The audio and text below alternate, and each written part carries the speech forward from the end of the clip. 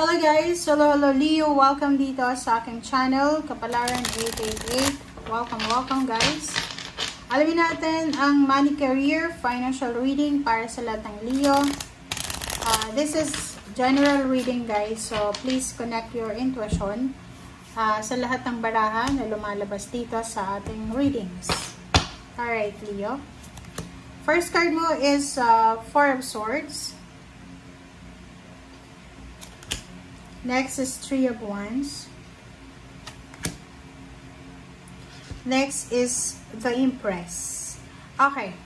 So, Four of Swords and Three of Wands and the Empress.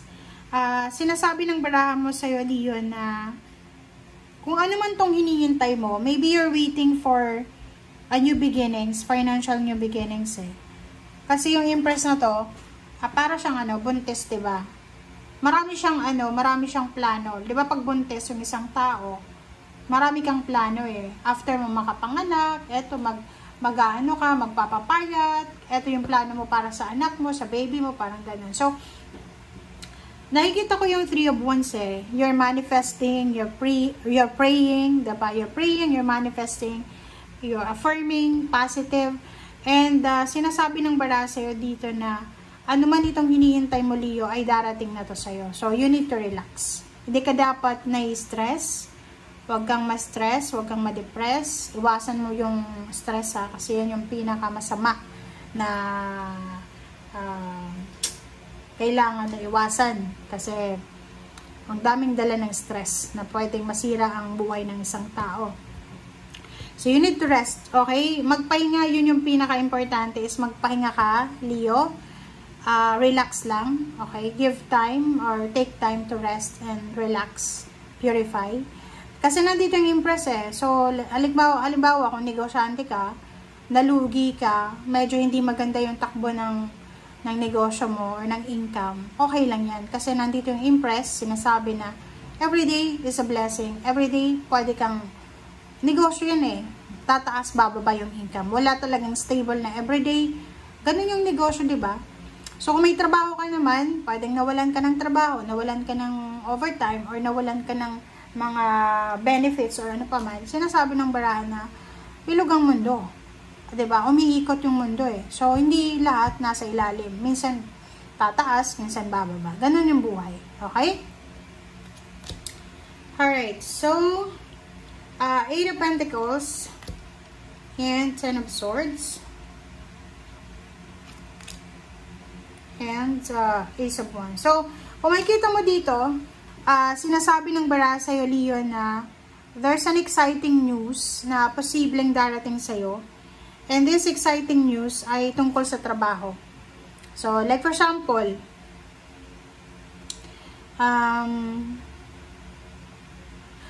pwedeng nawalan ka ng pera, or nawalan ka ng negosyo, or nawalan ka ng trabaho. Yung parang na-terminate ka siguro. It's either na-terminate ka, or ikaw mismo yung nag-resign, or parang pakiramdam mo, kahit may trabaho ka, wala kang trabaho. Di ba ganon? Yung pag hindi ka kontento, yung nagtatrabaho ka, pero feeling mo, unemployed ka. Kung ganon yung pakiramdam mo, sinasabi ng barahan na isang job offer, or isang trabaho, isang financial source, or financial income, ang posibleng i-offer sa'yo ng universe na pwede kang makapagsimula. Kaya excited ka dito eh. Halimbawa, wala kang trabaho ngayon, nagluluksa ka, diba? Kasi nawalan ka ng trabaho. And matatapos na yung pagluluksa mo kasi pwedeng maraming mga tao sa paligid mo na mag-offer sa'yo ng trabaho or pwedeng income, mga additional income yan or mga resources, financial resources. Okay. Ten of Wands, Page of Wands, and Ten of Pentacles.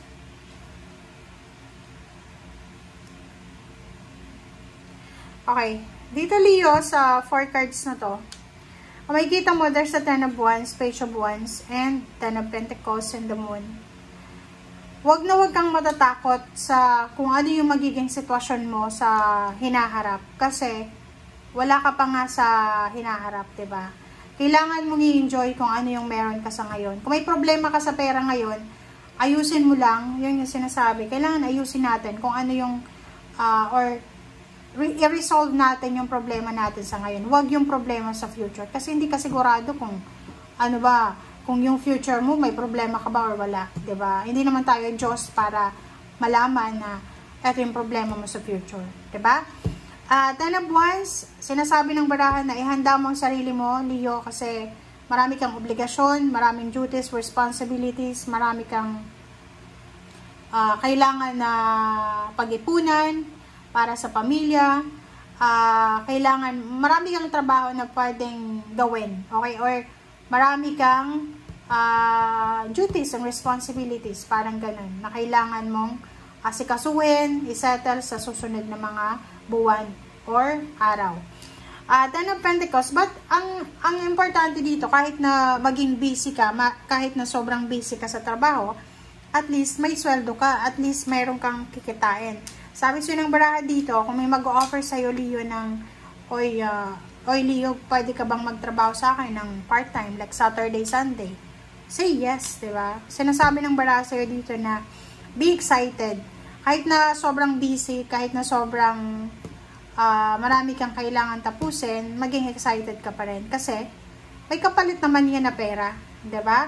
And kahit na maging busy ka, make sure na may time ka pa rin sa sarili mo para makapagpahinga. Okay, Knight of Wands, Judgment, and Magician, and Three of Swords. So, sa ilalim mo there sa Three of Cups, so nakikita ko sa'yo dito na marami kang isa-celebrate na celebration. Okay? Marami kang blessings na matatanggap. Siguro sa ngayon, hindi mo pa siya nakikita or hindi mo pa siya nararamdaman. But there's a magic here. Tingnan mo. There's a magician eh. Pumasok si magician sa bago matapos yung reading natin. So, sinasabi ng barahan na may mga magical moments, magical windfall, yung parang unexpected windfall of money, unexpected blessings, unexpected abundance na darating sa'yo na pwedeng mag-resolve sa mga financial issues mo sa buhay. Sinasabi ng barahan na isang desisyon, Leo, ang gagawin mo o isang desisyon ang kailangan mong gawin para matapos na yung mga problema natin sa salapi. Ano ba yung problema mo sa salapi? Ano bang desisyon? Hindi natin alam kasi walang sinasabi dito. But sinasabi ng baraha, you're excited at exciting ito na desisyon.